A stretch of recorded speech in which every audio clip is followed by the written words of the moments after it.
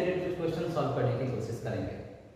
इस चैप्टर को समझने के लिए सबसे पहले आपको समझना होगा कि लिटरल्स, कांस्टेंट, वेरिएबल्स और अलजेब्रिक एक्सप्रेशंस ये सब क्या होते हैं। तो चलिए वन बाय वन डिस्कस करते हैं। सबसे पहले आता है लिटरल्स। लिटरल्स क्या होता है कि the letters that are used to represent unknown number, मतलब जितने भी लेटर्स होते हैं अननोन नंबर को रिप्रेजेंट करने के लिए जो लेटर्स का यूज करते हैं वो आपका लिटरल्स कहलाता है। और लिटरल्स को हम लोग वेरिएबल्स भी कहते हैं, ठीक है।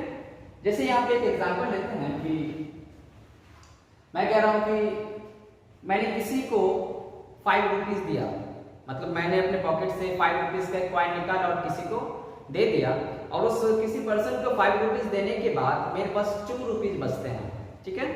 तो सबसे बिगिनिंग में मेरे पास कितने रुपीज थे, तो ये कितने रुपीज थे एक अननोन फैक्ट है। तो उस अननोन फैक्ट को रिप्रेजेंट करने के लिए हम लोग लिटरल्स का यूज करते हैं। लिटरल्स मींस वेरिएबल्स का यूज करते हैं, जिसको रिप्रेजेंट करने के लिए हम लोग लेटर्स का यूज करते हैं। जैसे देखिए, जैसे मैंने कहा कि मैंने किसी को 5 रुपीज दिए, 5 रुपीज देने के बाद मेरे पॉकेट में 2 रुपीज बचते हैं, तो मैं मान लेता हूँ कि सबसे पहले मेरे पास x रुपीज थे, जो कि अननोन फैक्ट है कि मेरे पास कितने रुपीज थे।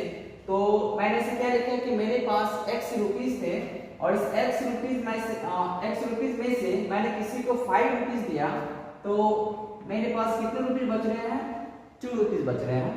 और इस इक्वेशन से अगर मैं x की वैल्यू निकालूं, x इक्वल आपका हो जाता है 2 + 5 = 7। इट मींस बिगिनिंग में मेरे पास कितने रुपये थे, 7 रुपये थे, ठीक है। तो इसी को मैंने रिप्रेजेंट किया x से।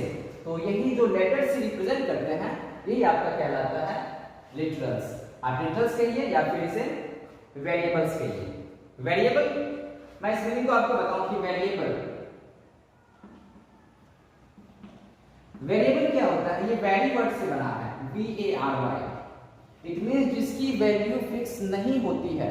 वेरिएबल्स की वैल्यू फिक्स नहीं होती है। जैसे अभी x = 7 आया, अगर मैं यहाँ पे दूसरा एग्जांपल लूं x + 5 = 2, तो आप यहाँ देखेंगे x = 2 - 5 = -3। इट मींस अगर इक्वेशन अलग हो रहा है तो x की वैल्यूज भी अलग हो रही है। इट मींस कि x की वैल्यू यहाँ पर 7 है और यहाँ पर x की वैल्यू कितनी है, -3 है। मतलब इसकी वैल्यू जो वेरी कर रही है, जिसकी वैल्यू फिक्स नहीं होती है वह वेरिएबल्स कहलाती है, ठीक है। इसमें आपके सारे लेटर्स आ जाते हैं, और जिस लेटर से हम लोग इक्वेशन को रिप्रेजेंट करते हैं, जैसे A, B, C, X, Y, Z, ये सभी के सभी आपके वेरिएबल्स होंगे। नेक्स्ट है कांस्टेंट। कांस्टेंट वर्ड का मतलब ही होता है फिक्स। कांस्टेंट मींस क्या होता है, फिक्स। इट मींस कि जिसकी वैल्यू फिक्स होगी उसे हम लोग कांस्टेंट कहेंगे। यूजुअली इसे देखा जाता है कि इसकी जो वैल्यू होती है वह न्यूमेरिकल फिक्स वैल्यू होती है। जैसे कि देखिए, a symbol having a fixed numerical value, जितने भी नंबर्स होते हैं वे सारे के सारे आपके कांस्टेंट कहलाते हैं। इस इक्वेशन में देखेंगे x - 5 = 2 है। इट मींस यहाँ पर x है, आपका x क्या है, वेरिएबल्स है, क्योंकि इसकी वैल्यू वेरी कर रही है, अलग भी हो सकती है, सेम भी रह सकती है।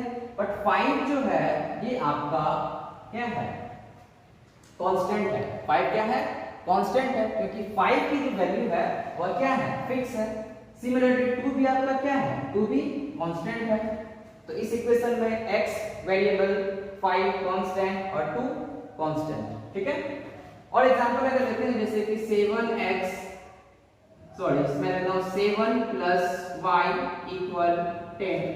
इस इक्वेशन में भी देखेंगे 7 क्या है, कांस्टेंट है, y क्या है, वेरिएबल्स है, और 10 क्या है, 10 भी आपका कांस्टेंट है।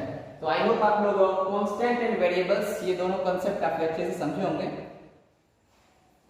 नेक्स्ट क्या है कि अलजेब्रिक एक्सप्रेशंस। अलजेब्रिक एक्सप्रेशंस क्या होता है, एक्चुअली ये हम लोगों का टॉपिक था। अब बेसिकली इसको समझते हैं कि अलजेब्रिक एक्सप्रेशंस क्या होता है। मींस क्या होता है कि combination of constant and variables, ठीक है। जब भी कांस्टेंट और वेरिएबल्स किसी फंडामेंटल ऑपरेशन से कनेक्टेड होते हैं तो क्या बनाते हैं, अलजेब्रिक एक्सप्रेशंस बनाते हैं। देखिए, फंडामेंटल ऑपरेशंस क्या होता है, बचपन से पढ़ते आए हम लोग, प्लस, माइनस, मल्टीप्लिकेशन, डिवीजन, यही आपके क्या होते हैं, फंडामेंटल ऑपरेशंस होते हैं। तो जब भी कांस्टेंट और वेरिएबल्स फंडामेंटल ऑपरेशन से कनेक्टेड होंगे, इट मींस प्लस साइन के साथ कनेक्टेड होंगे या माइनस साइन के साथ कनेक्टेड होंगे, मल्टीप्लिकेशन या फिर डिवीजन किसी के भी साथ में कनेक्टेड होंगे, तो उसे हम लोग क्या बोलते हैं? अलजेब्रिक एक्सप्रेशंस बोलते हैं। एक एग्जांपल लेते हैं, जैसे 7 कांस्टेंट है और x वेरिएबल्स है, तो 7 प्लस x ये क्या हो गया? कांस्टेंट वेरिएबल्स, और ये जो प्लस का सिंबल देते हैं ये आपका क्या है? Fundamental operations. ठीक है, तो जब भी 7 और x मींस एक कांस्टेंट और एक वेरिएबल्स फंडामेंटल ऑपरेशन से कनेक्टेड होंगे, तो ये आपका क्या हो गया? अलजेब्रिक एक्सप्रेशंस हो गया।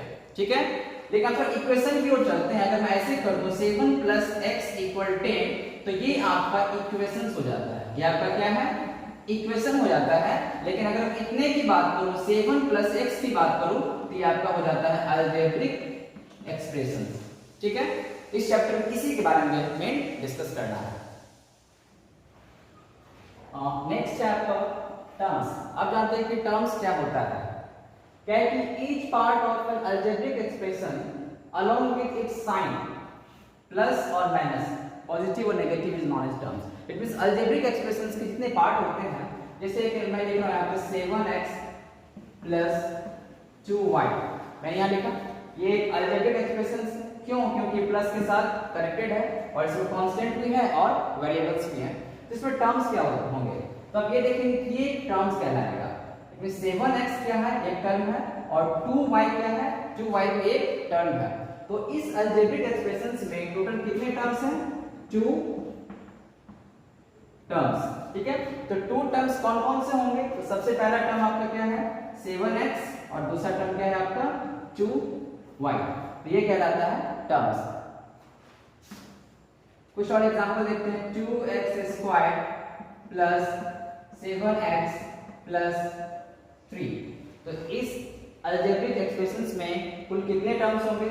तो पहला 2x स्क्वायर, 7x एंड 3। तो इस एक्सप्रेशन में देखेंगे कि आपका 3 टर्म्स है, और इस एक्सप्रेशन में आप देखेंगे कि आपका टोटल 2 टर्म्स है। तो ये आपका टर्म्स। ठीक है, अब देखते हैं टर्म्स भी क्या होता है? 2 टाइप के होते हैं। जैसे कि टर्म्स है तो ये 2 टाइप के होते हैं। सबसे पहला होता है लाइक टर्म, और दूसरा होता है अनलाइक टर्म।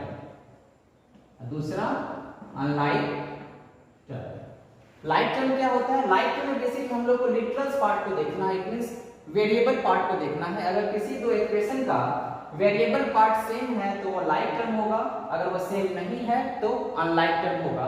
कुछ एग्जांपल देखते हैं, जैसे 2x स्क्वायर, ठीक है, 3x स्क्वायर, 4x स्क्वायर। इसमें क्या देखेंगे कि x स्क्वायर जो कि वेरिएबल टर्म है, ये भी वेरिएबल टर्म है, और यहाँ भी x स्क्वायर वेरिएबल टर्म है, तो सारा वेरिएबल टर्म अगर सेम होगा तो ये कहलाएगा लाइक टर्म। ठीक है, लेकिन अगर 3x square, 5y square, 6z, और इस साइड देखेंगे तो यहाँ पर x स्क्वायर, y स्क्वायर और z, मतलब जितने भी वेरिएबल टर्म है सारा आपका क्या है? अलग अलग है, तो ये आपका क्या होगा? Unlike term. तो बेसिकली क्या है? टर्म भी कितने टाइप के होते हैं? 2 टाइप के, like term and unlike term. Like term में क्या होंगे? जिसका literal part, it means variable part आपका सेम होगा वो लाइक टर्म होगा, और जिसका literal part means variable part अगर आपका सेम नहीं होगा तो वह अनलाइक टर्म होगा। ठीक है, एक्सप्रेशंस मतलब अलजेब्रिक एक्सप्रेशंस के कुल कितने टाइप्स होते हैं? तो बेसिकली इसके 4 टाइप्स को पढ़ना है इस क्लास में। सबसे पहला आता है मोनोमियल। सबसे पहला है मोनोमियल। देखिए, मोनो का मींस होता है 1। मोनो मींस क्या होता है? 1। इसमें इट मींस कि वैसा अलजेब्रिक एक्सप्रेशंस जिसमें सिर्फ एक टर्म हो, मतलब एक्सप्रेशंस का अगर सिर्फ एक टर्म होगा तो वो कहलाएगा मोनोमियल। एग्जांपल देखते हैं, 2xyz सिर्फ और सिर्फ एक टर्म है, क्योंकि किसी भी फंडामेंटल ऑपरेशन से कनेक्टेड नहीं है, किसी भी प्लस या माइनस मल्टीप्लिकेशन साइन से कनेक्टेड नहीं है, इसमें एक ही टर्म है। 6y स्क्वायर z, ये भी आपका क्या है? मोनोमियल है। मींस वैसा अलजेब्रिक एक्सप्रेशन जिसमें सिर्फ और सिर्फ एक ही टर्म होंगे वो आपका मोनोमियल कहलाएगा। सेकंड आता है बाइनोमियल।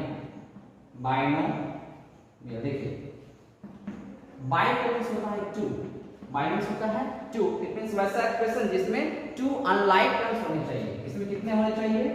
2 अनलाइक टर्म्स होने चाहिए।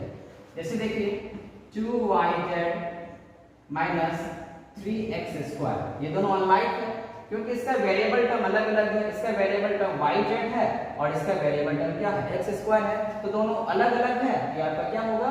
बाइनोमियल। मैंने यहाँ लिखा unlike term, unlike term means एकदम अलग अलग होना चाहिए। हम लोग इसको इस जैसे कि अगर 2 टर्म्स होता तो 2x + 3x plus 2x + 3x, क्या ये बाइनोमियल होगा? तो आंसर होगा नो, ये बाइनोमियल नहीं होगा। क्यों नहीं होगा? क्योंकि 2x and 3x both are like terms, दोनों क्या है? लाइक टर्म्स है। लेकिन मैंने क्या कहा कि बाइनोमियल होने के लिए अलजेब्रिक एक्सप्रेशंस का 2 अनलाइक टर्म्स होना जरूरी है, मतलब 2 अनलाइक टर्म्स होने चाहिए, तब जाकर वो क्या होगा? बाइनोमियल होगा। ठीक है। नेक्स्ट आता है ट्राइनोमियल।